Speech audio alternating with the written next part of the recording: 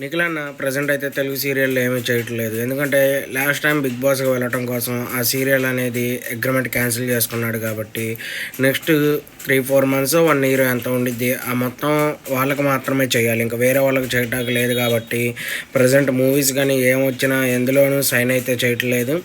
ఇంకా మ్యాక్సిమం ఈ 1 year అయిపోయాకంటే 2025 August ఆ మధ్యలో నుంచి ఏమన్నా సీరియల్స్లో కానీ సినిమాల్లో కానీ కనపడతాడేమో చూడాలి.